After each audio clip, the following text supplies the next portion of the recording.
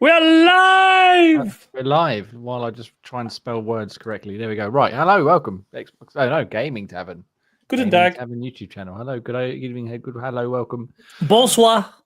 Bonsoir. Any more for anyone want these comments in French? We'll get Graham to read them out this afternoon. Okay. Because Bonsoir, mes he's amis. having a bit of the bit of the Clarion Expedition 33 soundtrack, which is awesome. So it's the game. We'll talk more about that very, very shortly. But for now, we're going to do some Guess the Game as we do each and every week in the pre-show.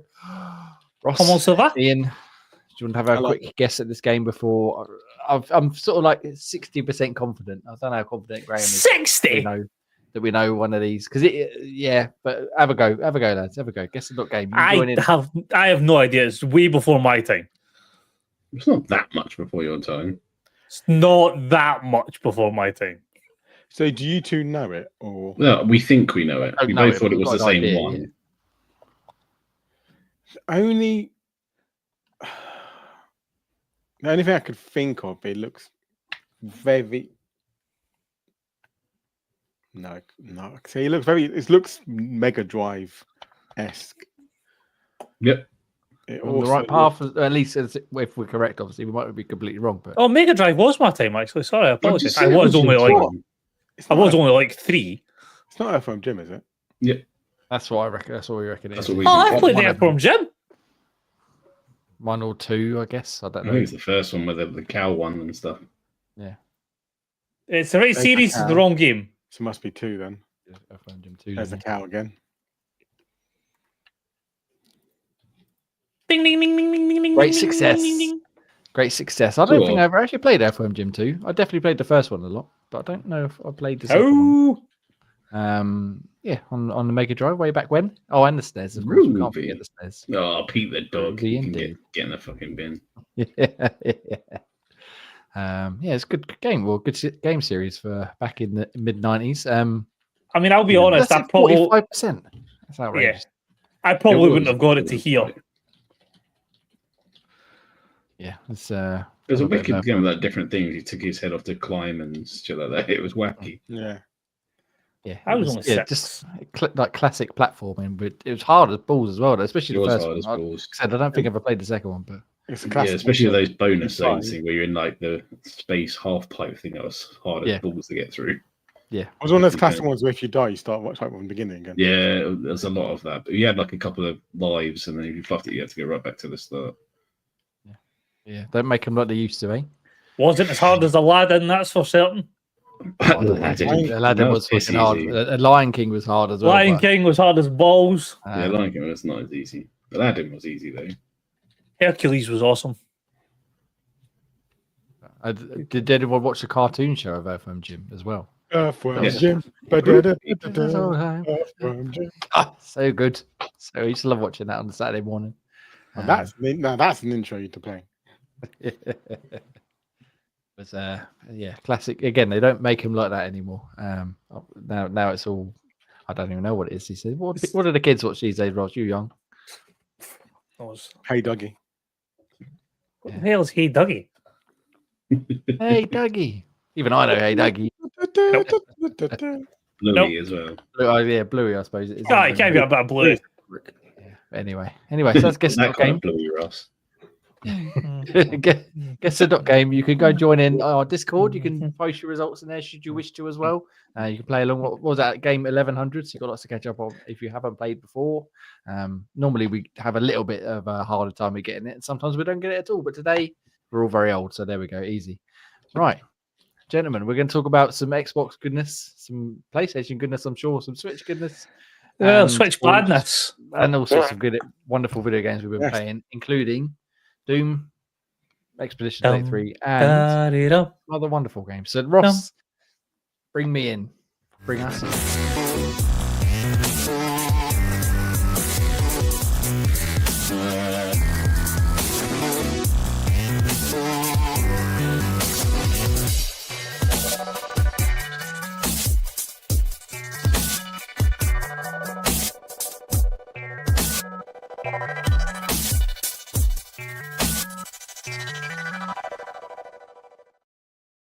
Hello, good evening, and good welcome to Gaming Tavern on youtube.com/Gaming Tavern UK. I'm Jamie, and this week I'm joined by the one and only MPV Graham. Come on in. Good. MPV Hello. Graham. Good. Hello. How are you? I am wonderful. I am finally on my fresh laptop in this one now, so all good. It's my first one on here. Now you're streaming with power. I am. I'm streaming with not having to do a faffing setup, so much happier. Good. Good. Well, fingers crossed it all works well, and hopefully you can use that newfound glory of your shining in your laptop to show me some Thunderstruck Cackers later on. But we'll see. We'll get to that. We'll get to that. We also got a 2-point-odd milliman Ian, who's given up, retired, and moved on and started playing lots of other games. He said, Ian, come on in. Hello, Ian. I'm glad you didn't try and guess because I've retired still. Yeah, I know you haven't even touched it, so I wouldn't even want to put that pressure upon you. How are you? I'm good, thank you. Very good. Yourself? Wonderful. How many steps are you on? No, I'm not telling you because you'll shout at me. We've also got Scottish Gruff Frost. Come on in, Scottish Gruff Frost. Hello. If it's under 10k, I want to be pissed off. Under 10k, it's fucking 8 o'clock at night. It should be way over that. You there's not even five digits in it, Ian. Wow.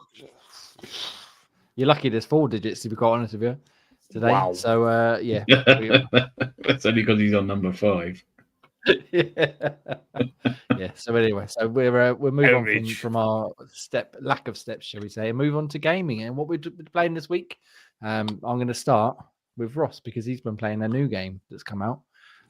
Doom: The Darkest of Ages. How is Doom: The Darkest of Ages, Ross? It is for somebody who couldn't get into the last one. The last one, Eternal, wasn't it? Doom Eternal, yeah.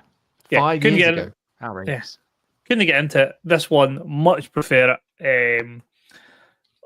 Like the fact that you have, I would say, difficulty slide. Well, I suppose they are difficulty sliders. Modifiers is probably a better way of looking at it. So, like, my biggest issue in the Eternal, when I last tried to play it, was like the constant needing to like non-stop running and trying to pick up health while you're doing so, and then just basically get my arse handed to me too much. So I've liked it so that you don't have to be so dependent on the constant moving to try and get to what you're trying to do. But so far, visually, beautiful looking game. The weapons between the standard sort of shotgun, super shotgun, you get a flail, which is fucking awesome, but you can only use it a limited amount of times, so I'm a bit sort of sad at that. That guy just go around smashing demons' heads in. The shield's awesome, between being able to launch it and doing the sort of shield rush with your shoulder into it. For somebody who's not been able to get in a Doom game, I think there's 24 chapters in it, and I think I'm about 12 through, so statistically you would say halfway through the game, but I don't know if the tail end of the game's longer chapters or whatever. I've only just got into a set or different part of the game, so if I can claw my Xbox back to be allowed to game tonight or in the next couple of days, I shall jump back on and get some Doom played. Very nice indeed. Yeah, as we said before we started, I played a little bit on PC the other day just to see how it was, and I quite enjoyed the little intro bit where he comes firing down, as you saw in the trailer, hits the ground, everything fucking explodes in there. Yeah, and he steps out. I was like, right, time to kick some ass now, and then just absolutely rips and tears through everyone as he does. That shield move you get where you sort of dash instantly across the arena, no matter how far away they are, and just fucking blow them into chunks. And then you got the gory kills and all that stuff coming back. I wish the finishers were a bit more brutal. Yeah, they seem to have. I did read it like preview. They sort of made it easier to do, but in the last games, it was quite custom, wasn't it? Where you grab the zombie's head or whatever and just twist it off and crush it in his hands or whatever, and then he gets some health back. Whereas this time they just kind of punches him and he falls over. That cannonball weapon that he just had there is fucking awesome as well. Chain shot is called. Oh, that's good fun. Yeah, so like you, I've never really been able to get into Doom, and I probably will play a bit more. I don't know if I'll probably get in right away through it, but so far, early impressions are good. It's been getting lots of very good reviews, 9s and above most places I've seen on Metacritic. There, Ian Ross, Ian Gray, fucking get me words out. Are either of you interested in playing Doom: The Dark Ages? I'll go first, and yeah, it's one of the ones that I'm definitely going to be playing. I think once I find time and stop being so busy, and B finish Claire, we'll be probably playing Doom next. For me, yeah, it's must play. I played both 2016 and Eternal. I feel like I need to give them another go. Give them a fair crack of the whip. I'm looking forward to trying the next one along. So yeah, I think I've like I said, I played both franchise. It is so yeah. Is Another game with an exceptional soundtrack. it a follow-on from the game? Then, or is it? Or... It's a prequel, this one, so it's set before I think 2016, but he has because it's a new game. You get more powers and more abilities that you don't have in the old games. Sort of makes sense, I guess, but it doesn't matter because it seems like it's a lot of fun just running around blowing the shit out and shield bashing and shotgunning and punching. Shield's so good. Fucking love that. Yeah, and it's got a great parry mechanic as well. It has got a good parry mechanic. Everything's got to have a parry mechanic in this day and age. Gray, any interest in? I know you're not traditionally a big first-person shooter fan. Yeah, it might be worth having a go. I can't say I'd commit enough time to sort of see it through to the end because there's so many different other things I need to finish off first. But I might give it a little go, see what I think of it. As you said, looks quite fast-paced enough, and yeah, well worth a go anyway. Most things look promising. Be a nice new test for your new laptop, you know. That's true. Good. Run very well on mine. Even despite the fact it said it was well over the RAM budget, well over it. Didn't matter. Ran like a fucking charm and tremendous fun. I need to play on a console, see how it compares. But yeah, really enjoyed playing it a little bit. So Ross, you're going to try and get to the end? You said I see you halfway. Yeah, you know, I'll probably complete it now that I've started it. From what I keep seeing in various different online TikToks and reels and stuff like this, the game is the Doom universe is very lore heavy, but the games don't delve into the lore, which is kind of frustrating because from what I'm hearing about it, some of the lore is like really quite incredible, right up my street in regards to like the fantasy aspect. But apparently, the game doesn't do a very good job of doing a deep dive. Doom guy ain't got time to be reading. He's got things to shoot, isn't he? Like it's basically went from there was this guy who was a real guy, and then he got work done and then became still a real guy, but like enhanced. And then he went into this thing that converted him from a real guy to like a god. And then this god then got put somewhere to like fight. And then he ended up in hell. And then he came out of hell and came back into the world. And then there's like a devil version of him, but that doesn't get explained in the game. And I'm like, I feel like that's quite a significant lot of information that you should know from the game. Maybe. But again, I think there are lore pickups. I was watching Donkey's video earlier on, and he had a little snippet in there where a video game Donkey's very. I mean, he doesn't need my pluggles, but he's very, very entertaining YouTuber, does funny video game videos. Anyway, and he had a little bit in there about the lore, saying, "Oh, it's incredible lore," and he started reading it out, like you said, Ross. And then next thing you know, he's like, "I ain't got time for that." Smash, such blast. That's pretty much how I feel that the game goes about it. Like, yeah, we could tell you about the world, or we could give you a shotgun that's like chambers are like that big on each side. Damn right. What do you want? We can give you a shotgun. Around blowing everyone to chunks. Exactly. Yeah. Blow chunks. So blow chunks indeed. Yeah. It's like I said, a little bit I play is really fun. I'd quite like to play a little bit more, but I'd prefer a new Quake if I'm honest with you. But we'll take Doom where we can get it. I thought you were saying another Clay Obscure. Or another Clay Obscure, perhaps. I mean, I wouldn't argue with that. One of the greatest games I've ever played. We are going to have to fan cast it at one point, though. That's the problem. I feel like that could create some arguments. We're going to have a proper chat once because we'll get into that in a minute. But we've got some things to say about certain aspects of it, but we'll get to it. But yeah, Doom: The Dark Ages is out now on Game Pass. Go play it if you're so inclined. And it seems to be getting, like I said, lots of love everywhere, including from Ross. And well, we haven't got a review coming for it because I was too useless, but we will have, I'm sure, people playing it and we can talk about it down the line as well. All right, let's go to Gray next then. And Graham, a potential Project Game Pass game we discussed, which we haven't actually got to Project Game Pass just yet. Yes. You've been playing with your kids, Towerborn, is it? Yes, Towerborn.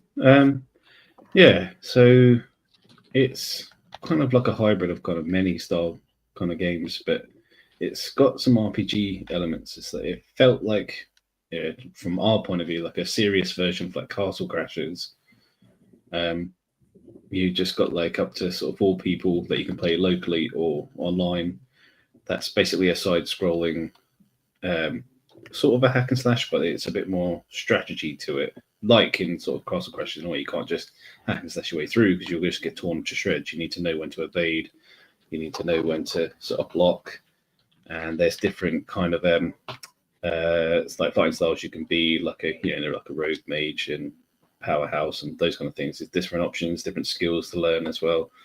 And as my kids love it, there's lots of different loot and weapons and customizations you can put on as you do. So yeah.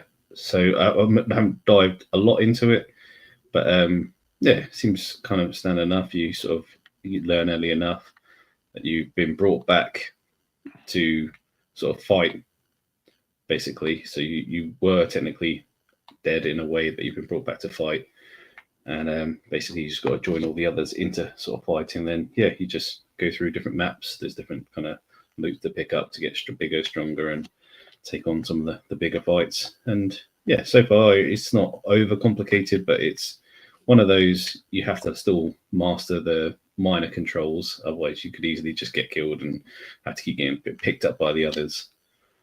Sounds like Jay. Yeah, that's what it was like playing with my kids, like playing with a couple of Jays. But yeah, it's not too bad. It would be much better playing with online ones than local, because as I was telling Jay before, you have to experience the story yourself.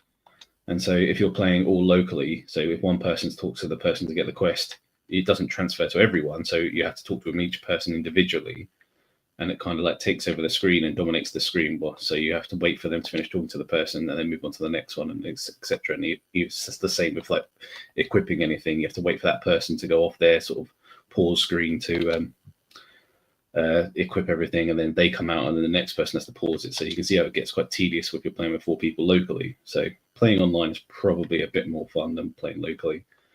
But yeah, it's still decent enough. Nice. So has anybody, Ross, have you watched that trailer we just showed on the YouTube version? If you watch it on YouTube, hello. It looks quite fun, I think. I think it could be a bit of carnage, bit of chaos. Maybe it's a co-op game, definitely. Not one that I probably would jump in by myself. Yeah, it would definitely not be fun by yourself. A co-op game looks like it could be a good laugh, yep. And Ian, a bit of Castle Crashers, goodness, a bit of Streets of Rage in there, a bit of sort of roguelike elements, isn't there, Gray? Yeah. Yeah. Well, yeah. Sort of, you have to sort of keep fighting and sort of getting better loot to get more perks and more skills to sort of be able to last that bit longer. And obviously it's like quest based as well, so it's more kind of semi sort of RPG hack and slash. Ian, sound good to you? It does look quite fun. So I know you're looking at the pyro guy, but damn right, fire all the way, baby. How many characters are there you can pick from? Is it? Because I only I only saw like 4 or 5 different fighting styles, but I think there's more. As long as there's more than 4, or 4 or more. I'm pretty sure there's at least 4 anyway. I've seen Sentinel. I'm fine. Yeah. So there's a sort of Importantly, can they all be different colours, or do you? Well, it could be like different. There's so much on the customized screen. My kids made me a little Ian can relax. Little thing called Crazy Pig. We all can be different classes and different colours. I'm a happy man. Can we go the same class but different colours? No. I'm just asking. The game's got different classes. Different colours. What if we went for different classes but same colours? Oh, no. Oh, no. No, fuck off. These are the rules you're playing with. These are the rules we must play with in order to keep everybody happy. But yes, it looks like fun. I don't know if we're gonna get a chance to play Project Game Pass, because I'm not here next week, gentlemen, and the week after we're into whatever month is next, June. So who knows? But maybe we'll figure something out at some point this week. But a midweek stream, maybe. Yeah. Yes. Okay. Well, imagine the country for a full week. Before you're off jetting around the world again. All right, so Towerborn, that is great. Thank you very much for that. We'll look forward to seeing some more about that soon, either from you or indeed if we get to play it all together at some point. Who knows? Ian, hi. You're up now. Yay. And you're playing. I assume you're playing this on Xbox. I don't know why I was going to say it's a PlayStation thing, but it's not, is it? No, exactly. You've been playing a bit of Hitman 3, but specifically the freelancer mode, is it? That is correct. Yes. So I bought the DLC 7 Deadly Sins and I started doing a couple. Then I remembered the freelance mode and I thought let's go back into it. And then 3-4 hours later, I was still playing it. So, it's So a what really is the freelancer mode then? So freelancer mode, basically, it's a roguelike mode. So you go to like a board and it gives you like 8 different contracts. And with the 8 contracts, they'll be like you got to go to like 3 or 4 different areas of on all the maps they've got, and basically take out a target, whether it be um, a chief or it be like a random person. But they'll all got like a storyline behind why you're trying to take them out. And sometimes where you've got special contracts, so maybe it'll say take this person out with an axe. So before you have to do that, you have to go and try and find an axe in the map and then take him out. But obviously, you have to have certain disguises maybe to allow yourself to carry an axe, because obviously if you carry as a pedestrian and an axe, everyone will just take over and try and kill you. And you've got basically it's 4 different chapters in the freelance mode, and sometimes it's like 3 or 4 kills per chapter. But if you save something, you get to chapter 3. And then the second kill, you die, you go back to the beginning again. So you have to do it meticulously. As well, if you go a bit too chaotic in one of the maps, it was the best advice to avoid the map in the future, because more people be on alert, so there'll be more guards, or there'll be as in more people that can see. So there'll be maybe the same amount of guards, but more characters can see them, and they cause a fuff. Kerfuffle, say, oh, this person's a bad guy, and then obviously loads of guards come try and take you out. And there's also assassins as well in the game as well. So AI will try and take you out as well. So if you know the map where you're trying to take someone out, there'll be an assassin that'll try and take you out at the same time. So it can be quite annoying if you're trying to get to someone. You will never know that someone's trying to take you out, and then also they'll start shooting you. And if you shoot them back, then it's like all the guards on alert again, and it's like, fuck's sake. It happened before once where I was trying to sweep on a guy, and then some random guy started shooting me. I was like, oh fuck! So I shot him dead, and then all the civilians like, oh, there's another bad guy, and then they got all the guards. I was like, for fuck's sake! And I tried to kill my way through, and I couldn't. The other good thing about it as well is any loot you pick up from the map, you can take back to your safe house. So it's obviously you only have a limited loadout as well, and you have to keep collecting loot to kind of go back. I'm lucky enough to manage to get a silencer pistol kind of thing, so I may manage to use that to take my targets out, along with a poison dart. So that does help me a bit, where if I want to poison someone, I can kind of poison them silently. But then obviously you've got to do the kind of special mission modes as well, where they want you to take them out a certain way, like maybe drowning them, or I say, or use like actually like a break their neck or something like that. So you've kind of got to make sure they get into like a quiet area before you can take them out. So yeah, it's very much really it's difficult in a way, because sometimes, especially towards like the chapter 2, 3, 4, where they kind of give you more harder targets, or maybe like 4 or 5 targets, and there's more guards on alert, because obviously previous missions you might have fucked up one of the missions where you kind of didn't get a silent assassin, so they know there's more guards to kind of take you out. But yeah, once you've done all 4, then you complete the mission, and then again it just starts again from scratch. And you're talking from chapter 1, so you can play as many times as you want. And then the more loot you get, and obviously the more missions you complete, the better loot you get. So it kind of risk versus reward. Like you've got to keep trying to get loot in the map, but also completing the missions to kind of unlock more loot. And again, in the map as well, there's kind of like best way to just call it AI, that have mystery shops. So you can go to them and kind of spend your credits that you earn throughout the mission rewards to kind of buy more weapons. But obviously you buy in the map, and then you got to make sure you finish the level with those items on you, so you can take it back to your safe house.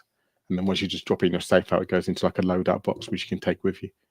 But then if you take too much loadout with you, and then you die in the mission, you lose all that loadout you've got, and you have to so you don't get that anymore in the next mission. So you want to be careful of how much items you take with you, because in case you do die, then you lose that forever.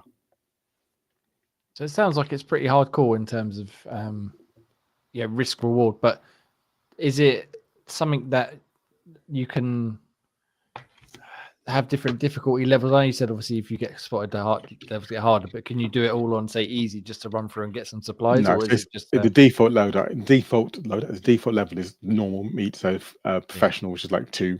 They got 3 skulls, and it's like easy, professional, and expert.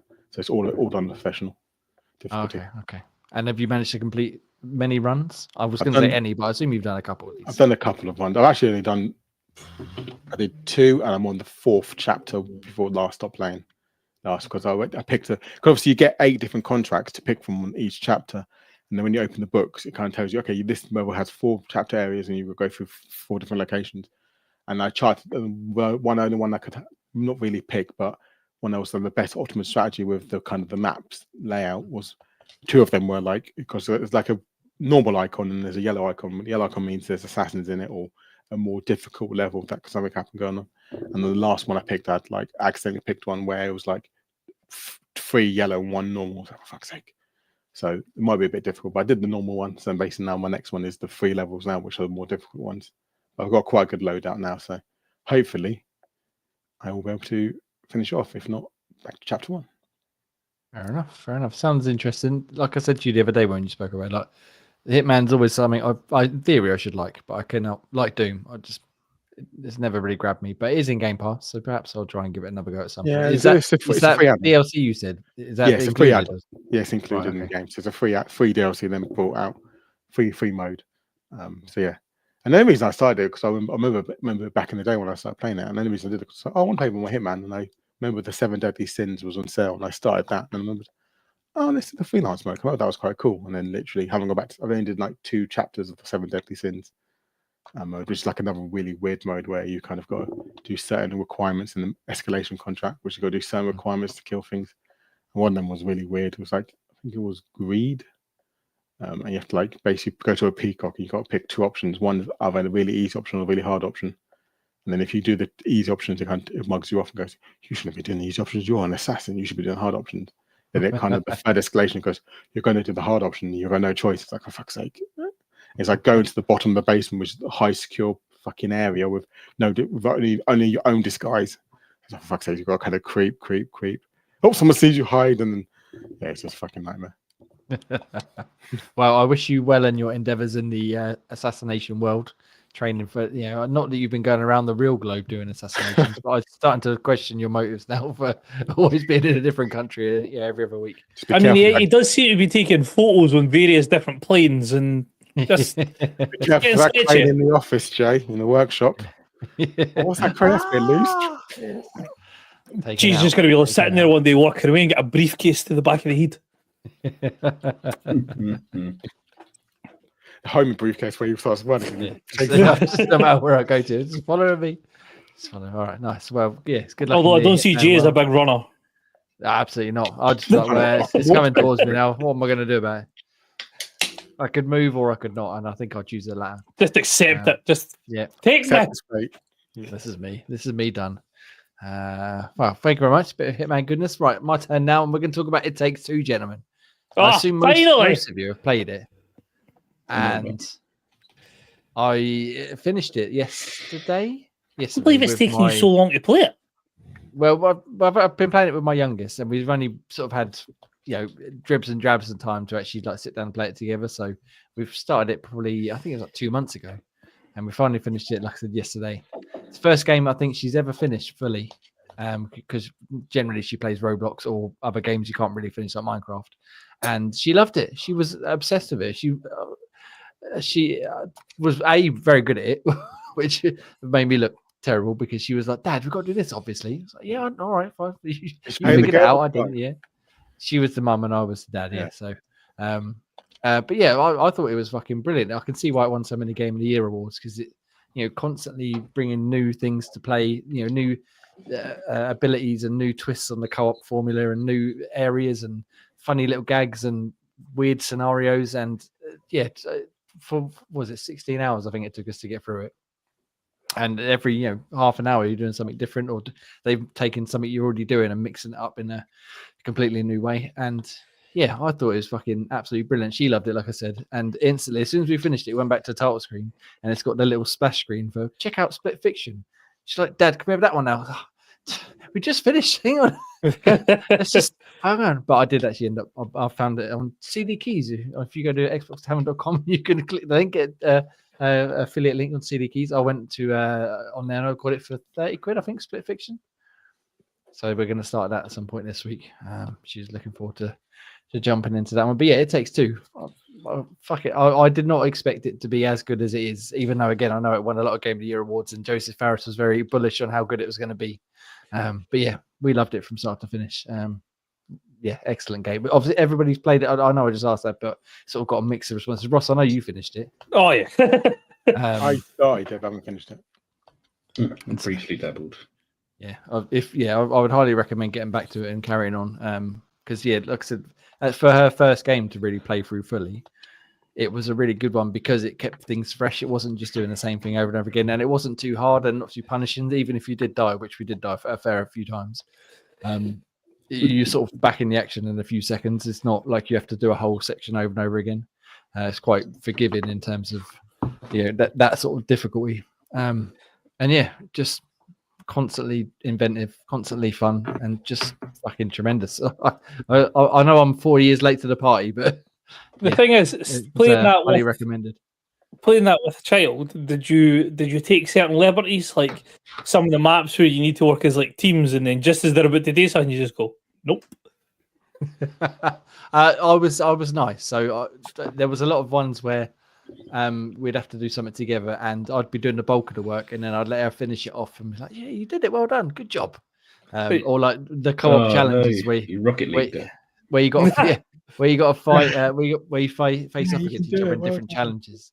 You know, she did actually beat me in a few of them, and one of them was chess. I was very annoyed because you really wanted to play it.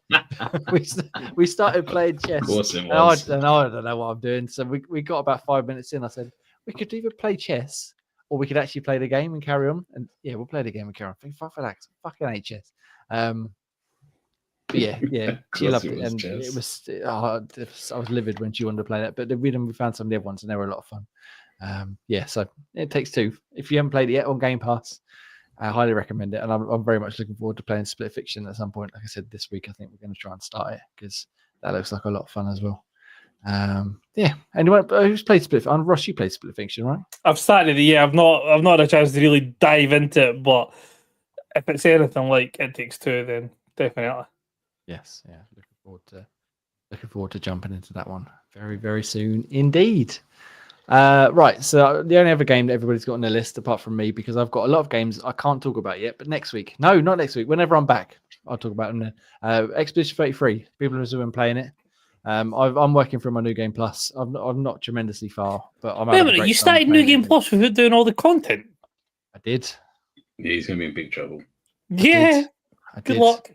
I thought, well, I figured if I start New Game Plus, then by the time I get back to it, I'll be sufficiently leveled without needing to grind so much. However, everything is so much harder in New Game Plus that by the time I get to the end, I'm going to be fucking absolutely shafted. But we'll see. We'll figure it out.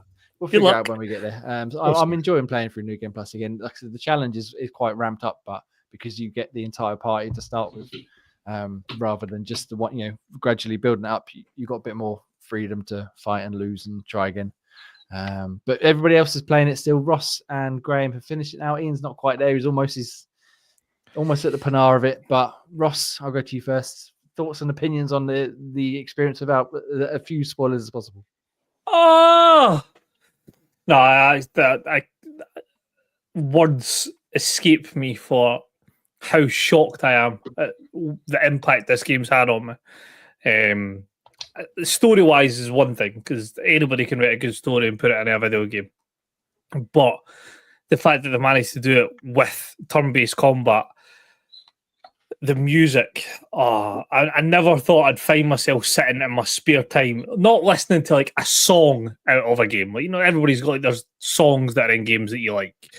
But to sit and just listen to a soundtrack, it's just breathtaking. Like some of them, between the heartbreaking songs like Lumiere or Eileen or Alicia, they are beautiful.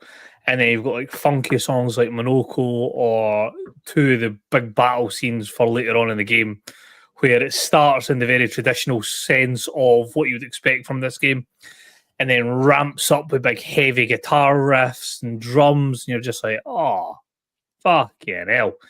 And then just the beauty of the game, the diversity of the landscapes, the enemies that they've created, the fact that there's so many different things to do beyond the end game. I'll not dive into what they are, but once the game's finished as such, there's even more that is story related past the finish. And then on top of that, there's even more in regards to just stuff to do, the world to explore, the character development. Like I say, like we were touching on before the start of the show, one of the characters that's in your party, their backstory is absolutely heartbreaking, especially for us all being parents. It's just fucking knife in the heart stuff. And then just the characters, not even so much their storylines, just the actual characters. CL's a badass. Looney is this sort of investigator who loves delving into puzzles. Mael's got her story that comes to the fruition. And then even people like Renoir, Clea, the mum. It's just there's so many different things for you just to be sitting there with your jaw hitting the ground. And it's hard to say because hyperbole and caught up in the moment, but even with GTA being delayed, even if it came out this year, I'd have put it up there even with that. Yeah, I think I'm with you. You said to me when you spoke about it when you first started playing it, or when you sort of first getting towards the end of it, was that it's probably one of your favorite games of all time, top 5. Yeah. I initially said to you, I don't know, it's not been enough time in between because I played a lot of games, but the more I think about it, the higher up the list it's getting. And I definitely would say top 20 at the moment. And I've played a hell of a lot of video games over my time. Yeah. It is just excellent from start to finish. There's very little about it that I don't like. I'm not bothered about the lack of a map or the lack of some of the UI menus that people have complained a bit cluttered. Don't bother me at all. But yeah, it is just an incredible video game from start to finish. And again, in New Game Plus, like I said, I'm enjoying playing it through again, which is a very rare thing these days. Most games are sort of one and done, that's it. But yeah, I'm slowly working my way through it, and I'm having just as good, if not a better time now than I was the first time round. Nice. Graham, you finished it as well, like I said. I did. Again, as few spoilers as possible, but overall impressions. Impressions, graphically stunning, gameplay wise, massive amounts of fun, and yeah, it's the take on it on the turn-based thing is just way sort of impressive with different perks that you can sort of stack up to cause all kind of havoc. And yeah, totally impressed with that.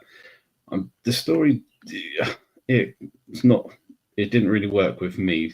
I couldn't buy into it as much as what you guys did, but that aside, I still enjoyed playing it kind of all the way through and sort of completing all the side stuff, gobbling it up. As an RPG, it's fantastic.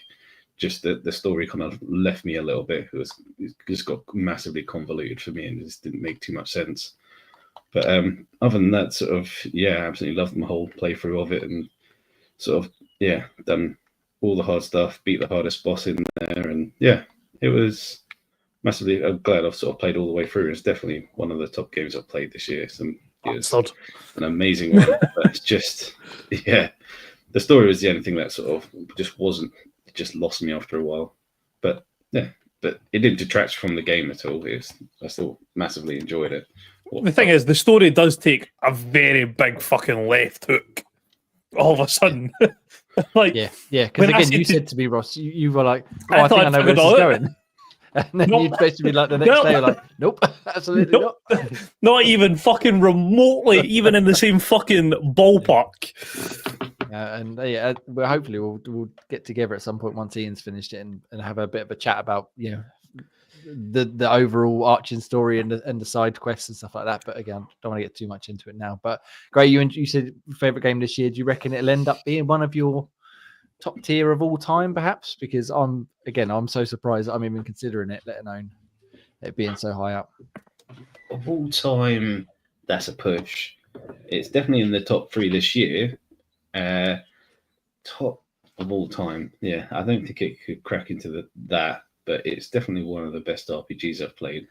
So much around it. If the story gripped me way more, then yeah, definitely. But even some of the music doesn't appease to me. All the music, all that music, incredible! What a soundtrack! Get on Steam, £16 something, but fucking bargain. 8 hours of music. 8 hours of music. Oh, tremendous.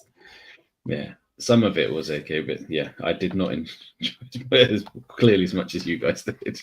Oh, that will be one of my favorite soundtracks of all time. Certainly, there's no doubt about that.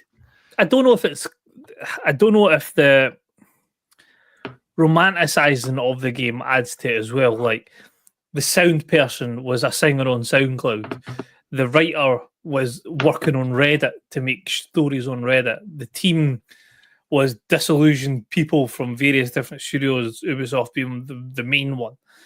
And like 30 people were, I know there's much more people behind it, but 30 people who were like zoned in on it. And I don't know if that adds to it, why it's like these AAA studios who, and don't get me wrong, I love Assassin's Creed Shadows, but is it just Valhalla reskinned? To an extent, yes, but better. But it's very much rinse and repeat. And then this new studio comes out of absolutely nowhere with a completely unique premise, with people who they've found online, just dotted around out in the ether, and they've came up with this. Yeah. And I don't know if that adds to like the gravitas of. I think. Carry on. Sorry. It just add. I don't know if that adds to why my mind is going to where it is in regards to how great it is. Like if this had slapped like CD Projekt Red on the name instead, and it had been done for the same studio as The Witcher, and it came out with, would it be like, well, it's this. Of course, it's going to be this type of game. But I think in the grand scheme of things, when people look back on this game, and people are writing their top 100 lists in 20 years time, whatever, that will factor in the fact that it sort of, like you said, did come out of nowhere. It did have such a small core team. They did find people just in random places, who were doing it for the love of it rather than working for big studios. But all that aside, to be honest with you, I had no idea about any of that before I played it, and I still thought it was one of the best games. Well, yeah. So have you went and watched? Added to it, yeah. Have you watched the 2016 footage of it? No, I saw the video pop up earlier on actually, but I haven't watched it. It's incredible to watch where it came from. Yeah, and to where we are today with just the stunning Unreal 5 graphics and stuff. Yeah, tremendous. I can't sing its praises enough. Clearly, North and Ross. We've spoke about it for the last 4 weeks, but I'll be playing this till the Game of the Year show. I was going to say we're going to need like an 8-hour Game of the Year show just so we can all get our time in with this. Wax lyrical about fucking clearance. But Ian, like I said, you're nearly at the end. Do you enjoy it as much as Ross and Graham and me? Yes. Yeah. Oh, hang on. Where's that kick button? Which button is it? Kick him out? Delete. No, I think it's because he's spending too much time in Holland. He's fucking like. I think it's because I keep stopping and starting, but I know. I think I am enjoying it. I think the story, like you said, I didn't know where the fuck it was going, and it got a bit confusing towards the end. And where I am now, I have no idea what's going to happen at the end. And I know people like her, but I fucking hate Mael. Oh. I love the others, but Mael's just a whiny, annoying little bitch. But Shadowheart. Ian, breaking my heart. But don't get me wrong, I will happily say it's probably one of the best games I played this year. You know what I find hilarious? I can't knock that. What? Is Jay has sung the praise of this game, and it's turn-based combat, and he's in love with Mael, and he thinks it's just fantastic. Yet won't play Baldur's Gate, which is a turn-based game and has Shadowheart in it. Didn't say won't, just hasn't, and probably won't. But that's not the point. But no, fantastic game. One of the games we played this year. But yeah, there's a few TV problems in it. But I'm looking forward to finally finishing it. I've done all the side stuff that I can. Well, it's not that I can, but I've done the main side stuff, like getting everyone to perfect relationship. So I want to do that first. So now I'm going to go to do the main storyline. I think I'm over leveled as well. I'm at level 66, and I'm pretty sure that's going to destroy. Yeah, it's enough to do the end bit. I definitely went over to that. I was level 90 by the end of it. Oh, okay. Yeah, I'm level 66 to go to the final boss. I'm like, I might be a bit too high here, but we'll see what happens. Gray has just beat the boss that I've just tried to take on, and I'm 91, and he fucking gave me the runaround. I mean, that's mean. You're doing style stuff. I'm going back to the main end game now. Main end game. I think I might. Yeah. Well, I did it at like level 45, 50. So yeah, you'll be all right. I think. Yeah, I know. I've never issue of completing it. That's not an issue. I think I'm more just I might destroy it rather than crank the difficulty up.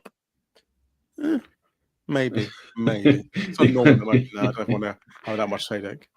Yeah, but just to say how easy it was. I got to a way where there's a thing there, a picto thing, where your character can sort of automatically die, and there's another picto that it causes damage when they die. And every time death bomb started, it death bomb and just killed it. So I wasn't even playing it; they were just killing them straight off. They were just so powered up. AFK for the win. Yeah. Hang on, that sounds remarkably like Forza all over again. Because you have to play it, you have to walk into it to trigger the actual fight. It's just that the fight happens by itself. You don't get a chance to take a turn. Well, I look forward to experimenting with the builds when I work my way back through New Game Plus. Because again, like I said, I haven't got all the pictos that everybody's had that have really been sort of ultra powered yet, which is probably going to stitch me up at some point because I'm sure some of them are later. I didn't realize the difference the pictos made. Oh yes, like wow. Yeah, the pictos and the power choice is just again. I know it's probably fairly obvious for a regular RPG player, but someone who doesn't play these sort of games like me, I muddled my way through it and had a great time. But now I'm actually paying attention. I'm like, there's so much more I could do here. There's so many more options. I need to really reevaluate my team and my layout. But yeah, not just change it, dramatically change it. There is like 4 super pictos that can literally be night and day. Which ones? Cheetah is definitely the main one. Allows you to play twice. Oh, I got that one. There's teamwork, which gives you a 10% boost as long as everyone's alive. There's also too fast to be strong or something like that, which is like a lighter version of Cheetah, but it allows you to play twice, but for like half the cost, if not more. Yeah. But do you play half? You play twice, but do you not forfeit something as well? Yeah, it has strength, as in the damage is weaker. But if they're not committing any damage, they're the ones called like triggering, like CL causes that you can give 2 times damage. You can get it what's to do the other that one? twice. There's one you get like a 30% damage buff, but you can't be healed. Yeah, that's confident or confident fighter. Yeah, confident. Yeah.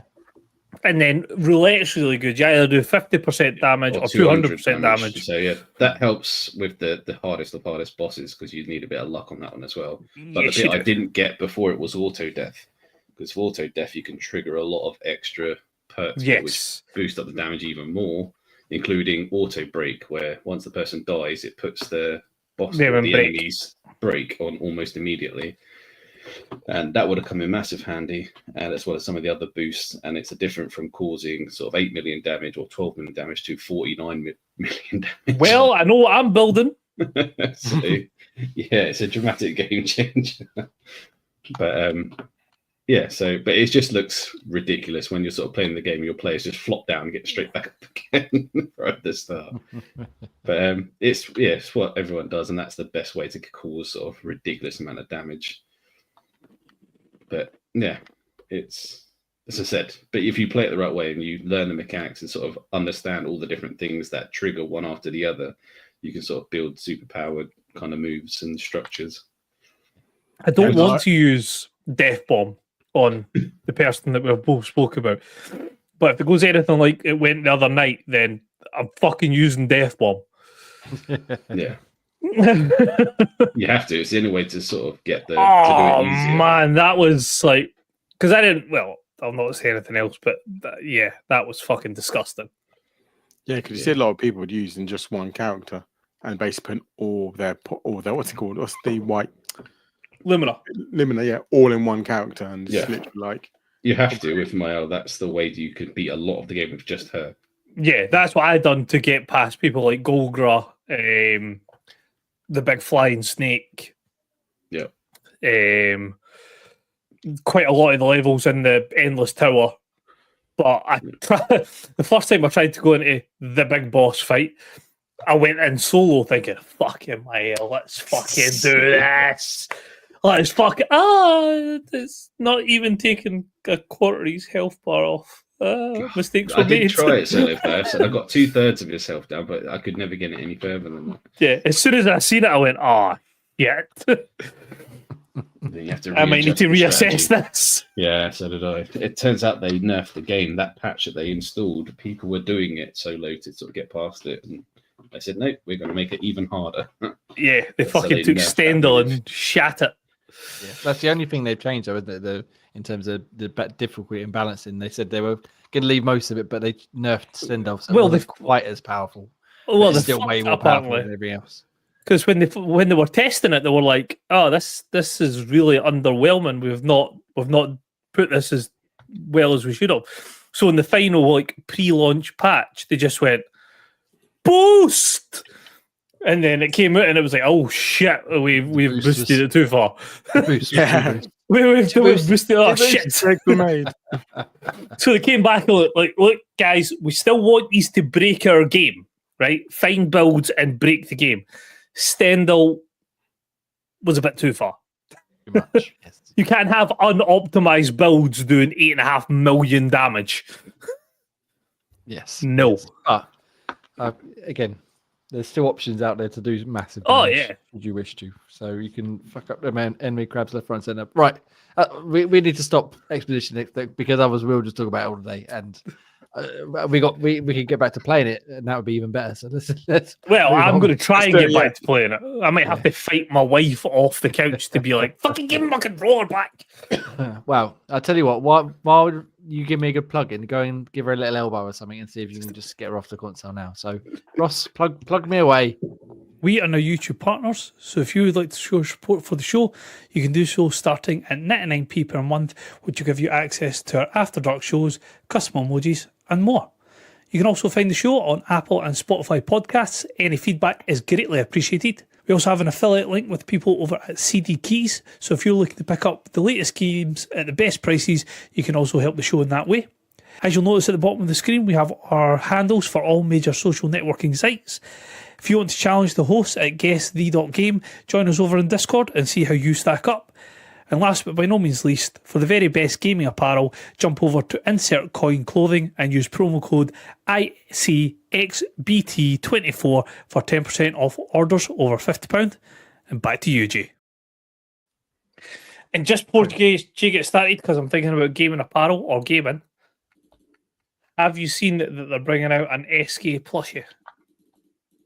Yes, I saw that because they were getting they put out a tweet today about people selling unofficial ones, and like, don't worry, we're working on an official one at some point soon. I would like I need it. I would like that. I would like also some actual merch, but I looked on the IGN UK store for the merch that they've got, the exclusive merch, It's pricey. and it's very expensive, unfortunately. You say an Um, SKA one. Yeah, SK's getting one. Why would you not give it to SK? What is it in an SKA hoodie, you say? No, it's a Oh, plush of SK. Oh, little right. figurine, Have a little, look. You got a picture. Video. He's a wee. If it's got his butt cheeks on it, I think my kid might want. Because whenever he was swimming in the water, you could see his giant red butt cheeks. I need to see this plushie now. I Well, they don't haven't think it's announced got it yet, but yeah, they're going to do one. They said, but they haven't actually shown what it looks like. But again, people have made their unofficial one, so you can look at them ones, I suppose. But yeah, that and some actual. If Insert Coin did some fucking Expedition 33 merch, I would be bankrupt. I think we're in. We're in. Did you see that? IGN Insert got Coin got the, I don't know, Wasmo. You watched Cyberpunk Edge Runner? Oh no, not yet. No, but I've seen that they've got some stuff. Yeah, they got the jacket like the main guy who wears. It's like, oh, that's tempting. Edge Runner's a fucking fantastic I game, did man. see that the other day. It was it's like neon yellow, isn't it? Yeah, it's like £150. Like, no, thank you. Yeah, a little bit steep, but well worth it because they're high quality material stuff. Here we go. Oh wow, I want it. Look at that. Again, yeah, I'm not saying it's the cheapest thing in the world, but use Xbox to have a promo code, you get a little bit off. And again, all of the clothes I've got from them, which is a hell of a lot, are fucking tremendous. So yeah, go check that out. Some Last of Us stuff as well, which is exciting. But yeah, anyway, that's enough promo No one was plug-in for just now. happy, though. It's not Abby, Oh, wasn't that happy? is it? That's right. I don't know. Probably not. Oh, it's Ellie's vest. Anyway, right, let's move on. Do they have? Let's move on. I'm going to be a father on a T-shirt. We don't need to talk about the show just yet, although we do need to talk about the show at some point. But I want to not be right your now. daddy. Who's been watching Last of Us show? Let's quickly round. Ross, you been keeping up with it? No, because I've been told that I need to play the second game before I continue watching the Oh yeah, series. you fucking chump in there. Right, Ian, have you been watching it? I've watched the first 2 episodes, and I've been traumatized ever since. Okay, cool. And Graham, I know you haven't been touched yet. I'll I'm be up the to last date. of us to watch it. I'm up to date. It's not as good as the game by any stretch of the imagination, but my wife seems to be enjoying it. She hasn't played the game, obviously, and my parents haven't watched it yet, but they're looking forward to getting to it. And I know a few other people who seem to be enjoying it. And I say, I just keep telling them play the game instead, but no, they won't do that. Outrageous. Anyway, let's move on. We've got a bit of news to get through before we wrap up this evening on this wonderful evening, which we record each and every Sunday at 8 p.m. First edition of the night. I've missed it an hour in and we haven't done one.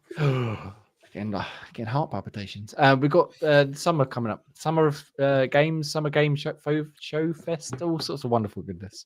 And Xbox have announced that they've got several officially confirmed showcases or Xbox related showcases, according to Pure Xbox here. We have. It's a busy thing. It is indeed. Over the course of a few days in June, you've got the Accessibility Summer Showcase. You've got the Summer Game Fest Live, both on Friday, the 6th of June. Day of the Devs on Friday, 6th of June as well. And then on Saturday, we get the Wholesome Direct, the Future Game Show, and Sunday, the Xbox Game Showcase, which we might very well react to, who knows? And the PC Gaming Show, which is directly after that as well. So a lot of stuff to talk about. I was listening back to our old podcast the other week when we were talking about this before, and I completely whiffed the fucking ball by thinking it was a developer _direct. So we've got lots of games to look forward to. Ross, I know we spoke about it the other week, but any more based on what that lineup? Do you think we might see any more on, say, Gears of War E-Day or Fable or Perfect Dark, or are we going to be looking at something completely left field and new and different? I don't think we'll see anything about E-Day. That's Simply because they've just announced this whole Gears rebirth type thing back to the original so PS5 can experience it. Yep. I feel like we'll maybe get more cool shit about that. Yeah, and Ian. I won't hold my breath on that. But I can't think what else they will drop. I mean, I was looking at a storyline earlier, and apparently the people who developed Helldivers now have complete autonomy as to where the game goes. So possibly we could finally we see a Game Pass drop in the bin. The Fable, Fabled Helldivers 2 cross-platform release. I would like to play it. It's obviously on PC, but I prefer to play on Xbox if it comes to it. But you'd think that was such a no-brainer, and I realise it probably was nothing to do with Helldivers. It was Sony, but that was such a no-brainer game. Oh, let's all come together to save the Super Earth. Oh, apart from you guys, you guys aren't invited. Yeah, we don't want your help. Don't need your help. No thanks.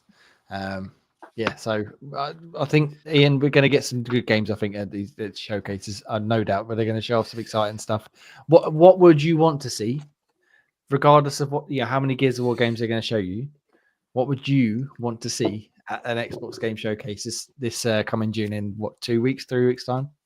Well, considering I've been going massively into Hitman, I want to see the IO interactive James Bond game. Oh, that would be fucking so cool. Good shout. It's going to the similar kind of world, like Hitman is in that kind of gameplay. Yeah. And it's just James Bond instead. I want that. That would be... Oh. Of course, it was revealed in the Switch 2 direct they did that it's coming to the Switch 2. Switch 2 is out the day before all of this starts. I mean, that's a stretch and a half, but I'm going for it. Fusion Fingers. Maybe we'll see it at one of these directs or one of these showcases at some point. It's been a long time. They announced it a long time ago, didn't they? Yeah, it has. Project 007 has been ages, right? So yeah. Yeah, that's not a good. That's not a bad guess at all. Graham, anything you'd want to see desperately from the Xbox Game Showcase that either they haven't announced already, or an update or something they have? Yeah, only an update on Fable and Elder Scrolls. Really keep us posted on that one of when we can somewhat expect it. But I suppose we're going to hear much now that Oblivion's kind of shown its face. But we can only hope. Yeah, well, maybe Oblivion's a tactical drop to remind everybody about Elder Scrolls, and then we get a bit Could more, be. a little bit more of a tease about Elder Scrolls 6. I feel Nah, like it's that's ambitious. again, we're reaching, and my arms are only so long, but I feel like that might be Yeah, almost. Personally, Shenmue 4, just bring it out. Just fucking do it, Xbox. You got all the money in the world. Just Well, in fucking fairness, Suzuki a few million and get on with it. nobody would have probably predicted Tokyo Ghoul. Not Tokyo Ghoul, that's because I've been fucking watching Tokyo Ghoul. Ninja Gaiden. Indeed. True. Nobody would have probably no picked way. up, what is it, Onimushu? Onimushu, that's the one. Nobody would have seen that one coming either. So, What I'm hearing is we're definitely going to see Shenmue 4 at these Xbox showcases. So thank you very much, Xbox. You saved today. Game Pass release as well, even better for me. I'll play it. I mean, as long as it's not as bad as Shenmue 3, I'll be fine. But I suspect it probably will be when we get it. But if we get it, I should say. So we got lots of stuff to look forward to. Like I said, hopefully we'll be able to get together for the Xbox Game Showcase on the 8th of June at 6 p.m. yes. Cheese watch on the it together. tequila. And then then we'll drop. Yeah, we look forward to it. It's summertime. It's all exciting stuff in video game land. And again, like I said, Switch 2's coming out. And Ian, you obviously pre-ordered Switch 2. Ross Gray, have you pre-ordered one? I forget. I'm cancelling my pre-order. Oh, I haven't pre-ordered it either. I will wait till closer to the old Legends ZA, and then I'll pick it up. I'm about to cancel it because I just don't think I've used it as much as I initially thought. I think I got too much in the hype. And reality is, I don't think Mario Kart's worth me dropping 500 quid for and waiting for Pokemon. And considering Pokemon's going to come out on the Switch one anyway. Yeah, but it's not going to be as good. It'll still be as good. It's still going to be the same game. The face said it's still the same game. It's just a little bit better graphics, and I'm not too fussed. Yeah, Pokemon's not about the graphics. It's about the friends we make along the way. Nintendo putting something out with slightly better graphics. Who would have thought? Yeah, I'm waiting for the Ocarina of Time remaster edition. Switch 2 edition. Getting the bin edition. Get the Switch 2 upgrade for $49.99. It's going to be weird though. This is the first console in fucking 20 years that I haven't pre-ordered, apart from PlayStation. First, I haven't pre-ordered and picked up day one in about 20 years. So, I'm getting a little bit, like you said, Ian, a little bit caught up in the hype, but at the same time, I don't really want to play Mario Kart on my own. Nope. I'm not that bothered about the Donkey Kong game, even if it does look fairly decent. And everything else is either on the original Switch or I'm going to be waiting years for a Zelda anyway. So I might as well just wait and see about picking up either a themed console or an OLED console or something down the line when something comes out that I want. Rather than buying a Switch 2 now and then having it sit on my shelf for 2 years doing nothing. What happened? I think I'll just play Mario Kart for maybe all of 10, 20 minutes, maybe a bit longer than that, and then wait for Pokemon. So either I might get, if they bring out a special Pokemon edition, maybe, but then I might just hold out for Gen 10 and maybe they bring out a fancy one then. So yeah, I'm pretty much thinking I'm considering very heavily cancelling my pre-order because I just don't see myself playing it a lot, which is a shame, but yeah. It is, but like you said, I feel a bit wasted to play. There's no point picking one up. Yeah, just be a waste of money, just be sat there. I think my son probably use it more than I would. I think on the June 5th when it's out, I'm going to be sitting there going, I should have got one. But then over time, it will slowly wind down until Zelda comes out, like I said, or a new Mario, maybe. I might be tempted with that. Or indeed, Red Dead Redemption 2, because that has been rumoured to be coming to the Switch. Your mascot, Pikmin, you never even mentioned them. Of course, Pikmin, but I mean, we're never going to get another Pikmin game again, so I'm not even going to pretend to look forward to another one now. I mean, it'd be nice if we did, but I'd be very surprised if we do. Although Pikmin 4 was getting a bit of an upgrade, so that might be worth it. Who knows? Probably not. You can wait till it gets discounted and referred to as the Switch U. Switch U? Yes. Yeah. The Wii U still lingering a little bit. But yeah, anyway, as Ross rudely interrupted my segue there, Red Dead Redemption 2 is coming to Switch 2, supposedly, according to the leaks, and also Xbox Series X and X and PS5 with a new upspuffed next-gen version. And as we talk about on this podcast a lot, everybody here loves Red Dead 2. So I imagine we're all very excited about playing it again. And it still won't make me play it. No chance, no. I got to the burning house mission and I was like, I'm done with this. That's disgusting. I've been often thinking about playing it again in the recent years because I finished GTA 5 again last year, I think it was. And I thought, Red Dead 2 might be a good choice next, but I'll wait for the next gen version. So it might very well be coming soon, in which case I'll play it again. Unless they make me pay for it, in which case I won't. But yeah, so it should be coming out at some point in this year, I imagine, especially with GTA 6 being delayed. But Red Dead 2, even a nice shiny upscale version, not going to get anyone playing it. No. Does it have an option to skip traipsing through the snow on your horse? If it does, I'll maybe consider it. That's the best part of the game, so I don't know why you'd have that option. Stick a fucking rocket pack on a horse and I might be interested. Exactly. Put a car instead of a horse and I'll be happy. Yeah. Put a motorbike. You know, Put I take a SKA motorbike. A little motorbike. No, I'm happy taking SKA horse. That'd be awesome. Especially because, Pete, I need you to help me. Everybody here is heathen. They don't understand what a good video game is. Help me, please. As we're all playing Expedition 10. As we're all playing. Yeah, I'll let you off. You've been playing games. We're all playing a game where you're traveling from one place to another. Let's go on the horse and travel. Oh, you can auto travel. Oh, wait. Horse travel. Okay, put the horse on my phone. Yeah. If you did pick up Switch 2, sort of Red Dead 2 on the Switch 2, one thing you wouldn't be able to do is play it in VRR on your television, which is a shame. VRR is a great feature. Initially Nintendo announced it would work in docked mode, but now they're saying it will only work in handheld mode, and for reasons that are beyond my technical. Variable refresh rate. I'll give you. So basically, it allows your TV and your console to match frame rates rather than being locked at 60 frames or 120 frames, whatever. It matches it so a bit smoother, eliminates screen tearing and stuff like that. So it'll work on a handheld screen, but it won't work on the TV screen. Not the end of the world, I suppose, but it's still weird that they'd advertise it does it and then go, oh, actually, no, sorry, that's the wrong one. My bad. Whoops. Ross, does this put you off from buying a Switch 2 now? Yeah, totally. Yeah, I knew it. That's the real reason you've decided not to go for it. I was game for it, and then I seen that. I went, "Nah, get in the bin." Get in the fucking bin.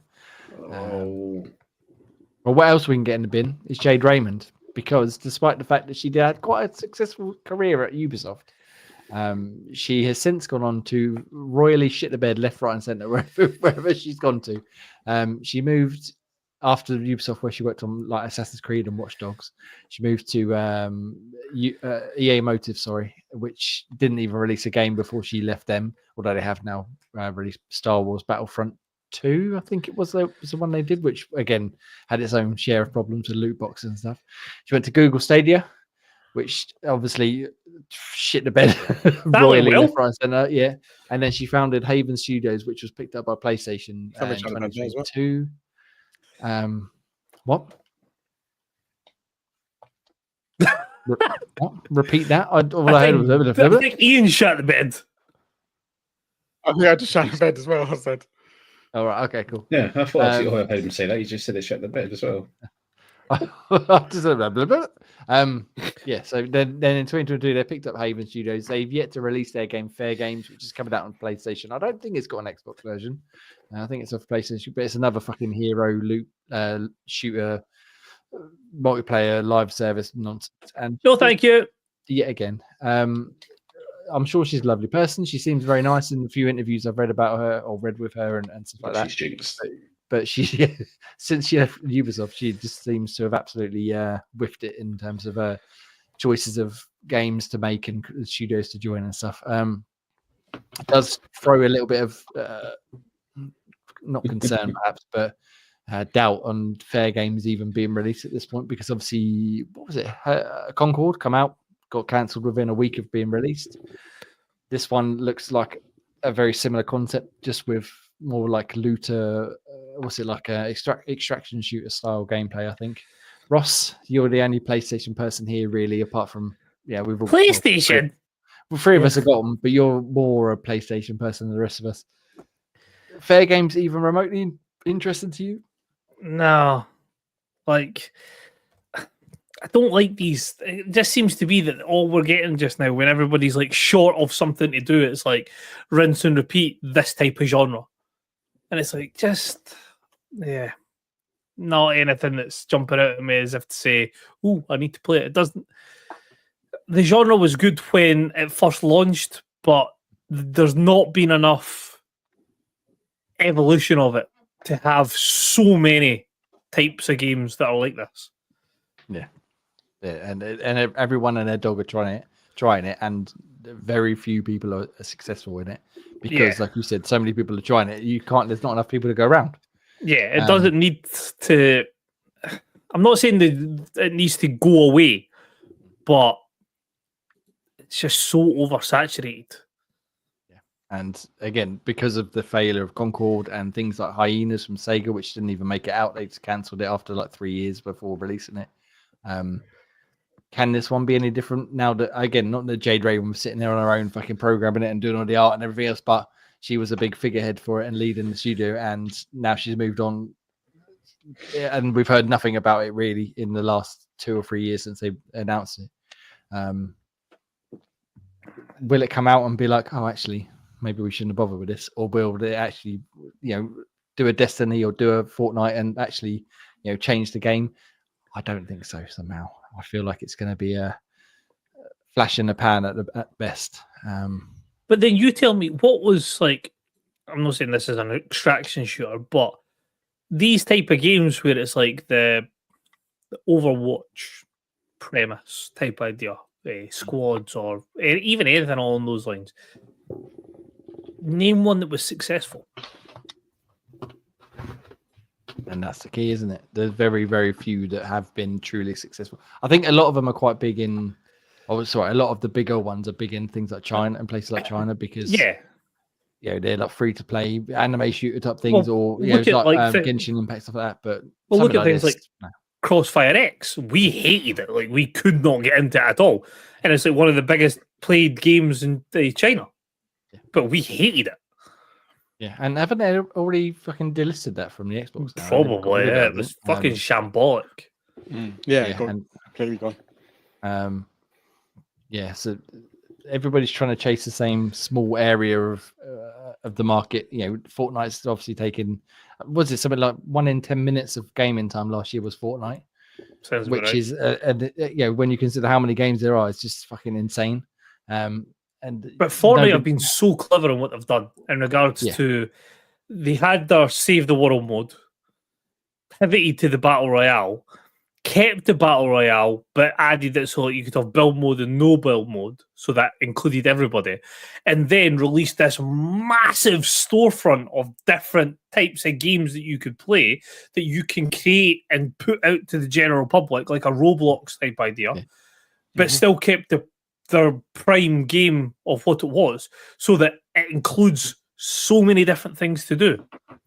Yeah, and you got Fortnite Festival, you got Rocket Racing, exactly, the Lego Fortnite as well. And the good thing about all that as well is what you're saying about all the building all the stuff is they don't stop people from earning rewards for the Battle Pass. So all these custom game modes people can play, you still earn rewards in Battle Pass and stuff. So because my son plays for like High Heaven, and he's always doing the different kind of game modes and stuff. Yep. And so I've gave him the Battle Pass season. What's it called? Battle Pass. Yeah, it's Battle Pass. Yeah. And he's completed the last 3. So it's like he's getting it for free all the time. So he's constantly churning it out. Like I was watching, like the wee man was playing it the other day, and like he went for playing like Battle Royale, went through, got lunch, came back, and then he was playing like a Squid Games type game. And I'm like, what the fuck? Are you still playing Fortnite? Yeah. And then he had like this like ramp that you had to run up and like dodge obstacles and stuff like that. And I'm like, Fortnite have done this so fucking brilliantly that they've made it inclusive for so many people. They've gave people the tools to create stuff in Unreal 5, and they're just like laughing to the bank with the amount of people that are spending money on it. And but like you said, spending money. But importantly, all of this is free. You don't have to spend a penny. You don't have to buy this. If you want to buy the Battle Pass or you want to buy skins, you have to pay for it. But like you said, Ian, you can earn enough V-Bucks to sort of keep yourself going on the Battle Pass. Yeah, and he knows just to buy just a Battle Pass. I say, don't buy anything with your V-Bucks. Like literally, all you can do is buy your Battle Pass, complete it, and then you get the next one for free. And he's been good with that so far. He hasn't been torn to go, oh, I want to get this on the store and stuff.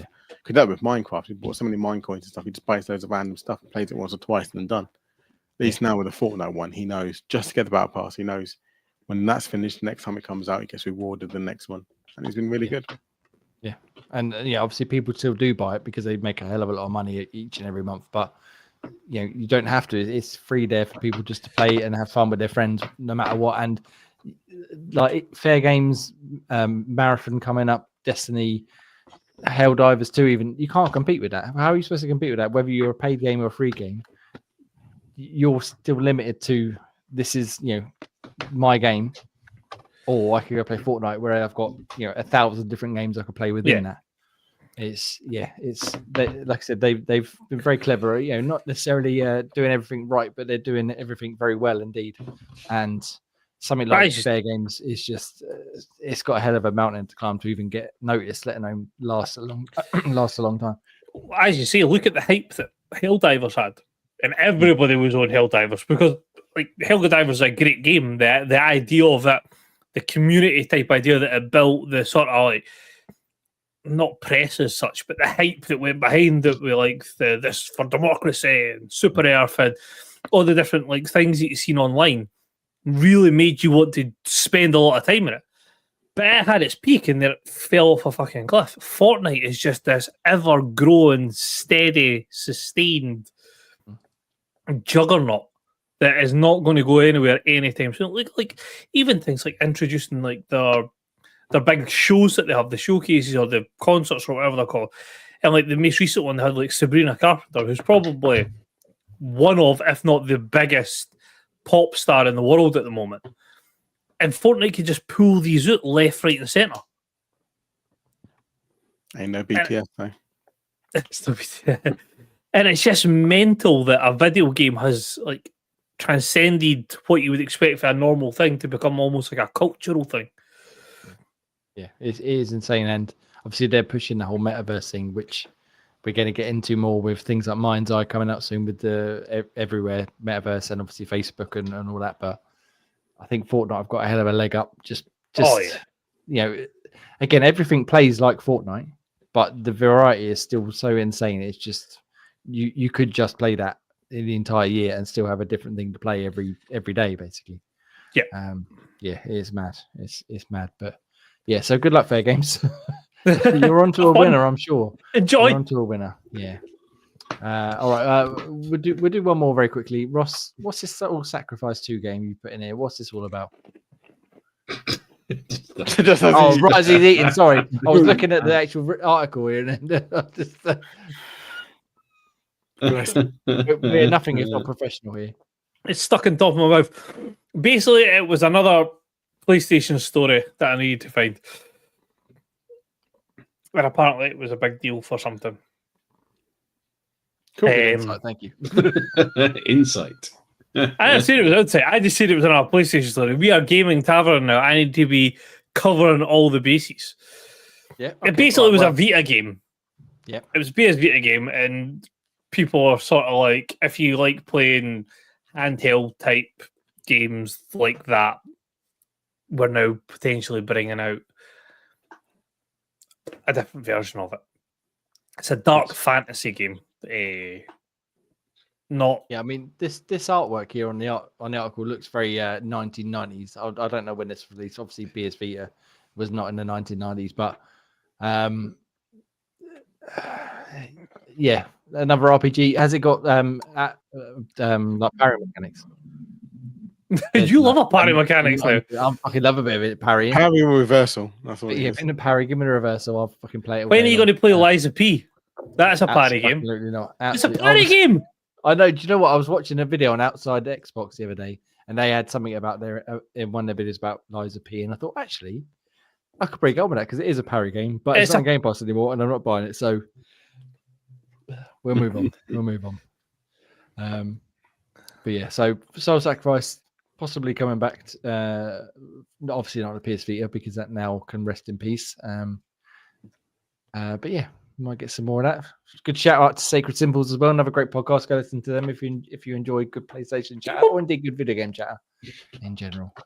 And that's about all the news really. There's some other bits there, but I feel like we're clutching at straws at this point. So let's move on, shall we? The only other one that was maybe somewhat relevant is the 2027 handheld for Xbox will have a dock like the Switch. I thought the Switch patterned that. We would hope at Well, least it'll some be a form of way different of type. connecting. to Well, the not TV. really, because like my Lenovo that has a dock that you can plug into that you can plug a HDMI into the back of it and Well, put it's up a to the Steam TV. Deck. No, okay. So it'll just be something along those lines. It maybe not be the whole encasing type thing like the Switch does, but you can't Until really you drop it on. you can't really trademark a stand that has a HDMI and power port on it. Yeah, surely that docking station just existed before Nintendo plays Switch. Well, Yeah. Well, that's why I know the patent, but maybe not. I'm sure they've Don't tried try to to. try to cover their asses and say this is the only console that can do it. wait a But minute. actually, no. Nintendo trying to put a patent out so nobody else can do anything similar. That doesn't sound like I don't Nintendo believe in the slightest. I don't believe you at all. Don't I know. believe you. Never. Hashtag free Pal World. Yeah, I mean, we can get into that. But has anyone played Power World since they've implemented the changes? It seems a bit fucking finicky on. I know Ian was Nintendo's hyped on part. it, but I know. Yeah, I haven't gone back to it since they did all the changes. fucking the- Nintendo ruining Nintendo. everybody's fun How dare you, Nintendo? Release your just because they fucking can't Switch put two out a and decent fucking Pokemon game recently. Oh, by the way, anyone going to San Francisco anytime soon? I'm looking at Ian specifically because if anyone is, it's going to be Ian. No, not me. No, because I'll- Nintendo I'll just opened a basically- new. They just opened a new store there, and it looks fucking tremendous. They got lots of Pikmin stuff. So if anybody wants to buy me anything Pikmin from this San Francisco store, send it over. Yeah. Just get in It'll touch, only cost you like cloud@xboxcam.com. it's Nintendo, so it won't ever have a sale. It'll only cost you about $90 Yeah, for a I'm sure it's all very for a expensive. but- Pikmin that's about that big. Yeah, it looks good though. I've been to the New York one many years ago, and it's pretty cool. But yeah, the San Francisco one looks pretty awesome as well. But anyway, that's by the by. Let's move on, shall we, lads? I'm going to give you some quick reviews from xboxtavern.com. I've got a few coming up this week, which I can't talk about just yet, but keep an eye out on the website. There's a few. I've got one tomorrow, one Tuesday, one Wednesday at least. If not, There is a few a more coming. up. They are coming, so come back and check them out very soon indeed. But so far in the last week or so since we've been off, we've had Revenge of the Savage Planet review from James. He gave it 7.7. I quite enjoyed this game. I enjoyed it a lot more than he did, I think. I haven't finished it yet, but sort of a fun little comedy action adventure type game. Bleach Rebirth of Souls review from Ian. I was so heartbroken about that. I thought Ian was going to come out and say, fucking outstanding. Everybody who's a fan of Bleach should play it. It's going to be spectacular and it'll change your life. And then even just getting the small tidbit that came up on Twitter, I was like, oh, Yeah, massive disappointment. heartbroken. And So much potential, but yes. yeah, fell short. And that's fine. Let me go read that. Kyborg from James, AJ, sorry, he gave it a 7.3, and Fatal Fury City of Wolves as well from him. He gave it an 8.4. And my Lost Records Tape 2 review, which I think I mentioned last time, but that's up there now, so 8.5 from me. Very much enjoyed the second episode, much better than the first one. And Was lots of that other Fatal ones. Fury? What was it? What was getting advertised at WrestleMania? That was the opening of WrestleMania with the DJ jumping around because he's a character in the game, as is Cristiano Ronaldo. As you do. As you do, yeah. Yeah. Apparently, it's quite a good fighting game, but it's also steeped in some controversy by being backed by some Saudi Arabia nonsense, which I don't want to get into right now. But yeah, so go play games, enjoy yourselves, and check out xboxtavern.com for your reviews. But before we get to the round off of the show, Graham, stop playing with pussy and tell me. I'm not even going to ask what your best pool is. I'm just going to ask you: have you got a Thunderstruck, and is it a caca? And if it's not, then shut up. Oh, outrageous! Go on, tell me what your best pool is anyway. Go on. To be honest, there hasn't been much. The German team of the season's been and gone, and the best I got from that was a Schlotterbeck defender. What? Sorry. Slaughterbeck, he's meant to be a beast. He is a beast, but I mean, he's only going for like 50,000 coins as well. He's not. Yeah, but we super- don't. It's not all about the money, Chris. It's about the experience. I know, but I wanted to About the get cards try and we get the made Harry along the Kane, but way. obviously the Magic Chin was unattainable. Yeah, so I think Musiala and King were the top ones there, and I got nowhere near it. So yeah, that's the card I got, the Schlotterbeck one. But no, I haven't been very lucky on the German side of ones, and this one is now in the Serie A one, the Italian League one, and I can't even remember the people I got on this one. Haven't got anyone massively memorable yet, but to be honest, there's not many decent ones that people have been singing about, even in the videos and stuff. Can I tell you my best pick? No. Go on then. Are you going to tell us anyway? Because I started playing it after I seen that Big Dyson had a card, and I opened up all my packs that I have gifted to me throughout the whole time that I've played it. And then because it was on a super special, awesome, fantastic luxury deal, I got the Ultimate Edition on the PS5 for like pennies. Yeah. So I had 4,600 coins. So I got a guaranteed team of the season in one of the packs. Mm-hmm. And because it had to be, I got Scott McTominay. McTominay, yeah, he's one of the top ones in there as well. Scott McTominay, fucking Scotland through and through, even though he's English, but fuck off. Come on. I was so fucking happy when I seen him walk out. I was like, Can my you just say his boy, name again for me because I enjoyed that. Scott McTominay. Nice. I like that's pretty good. I will accept that. He's not Thunderstruck though, which is disappointing. But the name is Scott. What a lad! What a fucking lad! Card I got recently that you might like is in part of the pass. Is their Chiesa one you might like, Ross? Oh, I do like a wee bit of Chiesa. Feels so hard done by him. Flashback. Yeah, that one. That's pretty beastly one. What a player! What a player! But can we all just take a second to just appreciate Dyson Maeda? No. Look at that gorgeous Japanese boy. Ah! I know what I'm spending my money on tonight. So yeah, 50,000. Bit of Maeda. Not bad, not bad. Very nice indeed. But I mean, I wasn't listening the entire time because there was no Thunderstruck Kaka in there, so It doesn't exist. it should exist. We need to petition EA before they move over to the next EAFC, and I can offer you a Dream Chasers Kaka. Does that work? We've been over the Dream Chasers. It's close, but it's not good enough. It's not good enough. Can I offer you anything else? Hold on. Can I go back? Where was the Thunderstruck Kaka? That was last year's one or the year before. It was last year's one, I believe. Yeah. On October 24th. No, remember the day and date I learned about Thunderstruck Kaka. You ready, Kat? Are you ready, Jay? Just for you. There you go. Look at him. Look how happy he is as well. Yeah. Look at him. That make you feel a bit better, Jay. You've got your Thunderstruck Kaka. Oh, makes you feel. He got to 97. Damn right he did. That wasn't Thunderstruck though. That was Even still fucking a 97 Kaka. That's delicious. Yeah, they all go like that towards the end though. They do. That's the only reason I started picking up again. I seen my Ada and then I was like, I'll just get cards flung at me. It's fine.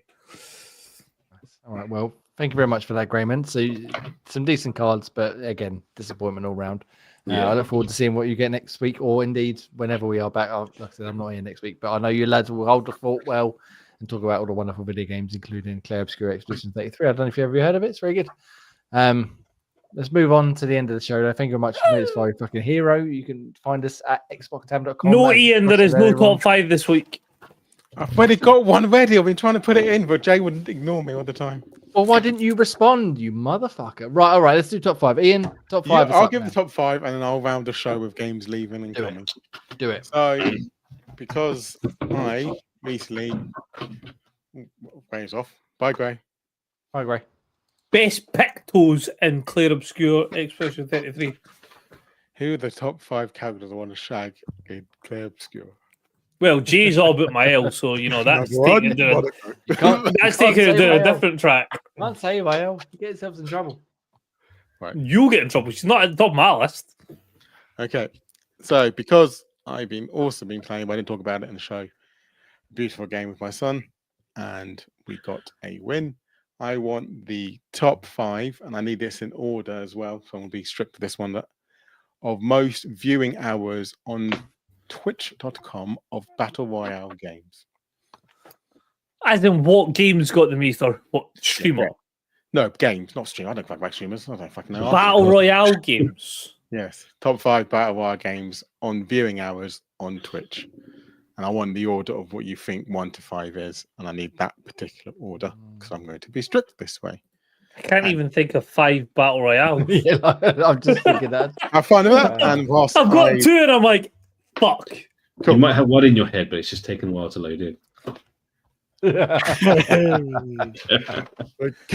Games coming to Game Pass on May 13th. We had recently Warhammer Vermin 2. On May 15th, we had Doom: The Dark Ages. May 16th, we have Calibra and the Soul of Limbo. May 20th, we've got Firefighting Simulator: The Squad and Police Simulator: Patrol Officers. On the 28th of May, we've got 2AT. And on the 29th of May, we've got Spray Painter Simulator. We don't talk about PlayStation because I haven't got any list of that. And of course, fortunately, we'll have games leaving at the end of the month. And then the month. See, you're getting ahead of yourself. I know I am. We've got Slayer X, Terminal, Aftermath, Vengeance of the Slayer, Remnant 2, and 2 fantastic games that people should play, and that is Humanity and Cassette Beasts. Cassette Beasts, did that not go multiplayer as well? It did, yeah. We had it on Project Game Pass, and it was beautiful. It was like a Pokemon-esque game. It was. The music was really good for it. Oh, It was. man. Those spicy crisps were not a good idea. And does everyone have 5 games? I've got 4 if you just, I can't Yeah. think of another I've one. got 5. I'm not entirely sure all of them are battle royales, but we'll go for it. It's just 5 I know. That's it. 5, I know, that's fine. Okay, go on then, Jamie. Right, in order from number 1 down to 5, I've gone. So we've got Fortnite, PUBG, Yeah, DayZ, yeah. Apex, and Rust. Given the fact that Rust and DayZ are Battle Royales. battle royales. No idea. Go on then. Ross? Who? No, Ross. I've got Fortnite, PUBG, Warzone, Valorant, and Apex. Valorant a battle royale. I thought it was a hero shooter. It is. I've just realised that. Shut the fuck up. I'm just throwing it back. Just throwing it back. And Graham. Fortnite, Warzone, Battlefield, Apex, and PUBG. Battlefield, Battlefield? I don't even thought of Battlefield. Fuck. PUBG. That's not a battle royale, though, is it? That's just Yeah. a massive. Yeah, it must be. Nah, Firestorm. It's got Yeah, battle in the title. I mean, this is good logic as we're going to need on this show. Yeah, I mean, you've definitely won anyway, so we'll go with it. Why not? Who's Who's won? won? Get here. Because Just you got the because I most said battle 5 royales. Battle Royales. Yeah, exactly. That's a J named moral 3, I victory. named I'm keeping 4. that one. The fact that you've managed to do 5 battle royales, fucking, you got a higher chance. I'll take that as a minor win. That's a minor one. Okay, fair enough. Okay, let me go the list up because I just reloaded my page. You realise he's going to mention one of these battle royales, and we're going to go, "What the fuck did we not remember that?" Yeah, I'm sure there's more that I know, but I could not for the life of me think of any others than No. the big 3 That's fine. Well, that still exist anyway. I could have thought of lots of that don't exist anymore, but mark off your cards Forza for me. had a battle royale more than it. It did it? No, it didn't. I Number wanted one. to say it Spellbreak. did. That was great. It was called Eliminator. Spellbreak was Oh, it great, was, but they yeah. shut that down. And Knockout City, or not Knockout City, Rumbleverse. Sorry, but anyway, Yeah. carry on. Sorry. So number 1, Fortnite. Shock. Shock. Number 2, Call of Duty. Fuck. Number 3, Apex. Number 4, PlayerUnknown Battleground. And number 5, even though Ross mugged him off, it's actually DayZ. How is DayZ a battle royale? Right. So how are we working it? Because nobody really got any in order. We got the right answers. Who had the most in the top 5 then? I had got 4 2 out of in the top 5. Was it Fortnite and Warzone in that order? I got the first 2, didn't I? You did, right? Yeah. Yeah, so yeah, I think great wins because I've got Oh, 2, that, but yeah. only 1 in the right place. I got 4 out of the 5, but not in the right order. Grey wins because we got two. Yeah. Yeah. Grey wins. Woohoo. There you go, Battle Royale extraordinaire fan over there, Graham. Smashed it. I put PUBG because I thought it would be the last loading. Still It turns loading out it it now. was fourth. His joke is so bad. Like it's just. I know, but I could have put it higher in the list, but I wanted to put it last just for giggles.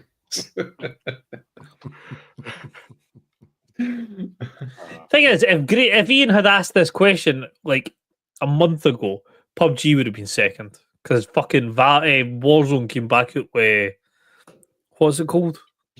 Verdansk. Yeah. It brought everybody back. But ironically, he was going to do that, but he was playing the game of PUBG, and he just finished. See, even the other two are like, it's not working anymore. It's done. It's gonna beat a fucking dead horse. There. Dead horse has been fucking beaten. That horse is fucking glue now at this rate. Yeah, it's gluing the next horse to the ground. That's how fucking dead. Exactly. That's how bad it is. Anyway, thank you very much for the top five, Ian. You can join us each and every week for a wonderful top five as and when we do them. For now, though, I think that's it, lads. Let's go home, shall we? I am. Wunderbar. Let's go to bed. Let's not go to bed. No. Let's go play video games. Let's go play Claire Claire Obscure Obscure. Expedition I'm going to 33. play Clay Obscure. What are you about? That's Damn exactly what right. I'm going to do. Good lads, well done. Well, I've been Jamie. You can find me at Inexan. You can also follow me at Claire Obscure Expedition At what? 33. You can find Ross, At Scottish Gruff. Graham, At Green Reaper. and Ian. And Nutty Way. We will see you next Sunday. Well, they will see you next Sunday. I'm sure I will be off for a little while. So have fun. Goodbye. Enjoy yourselves. And see you next Au Sunday. 8 p.m. revoir. Mes amis. Ciao. Bye.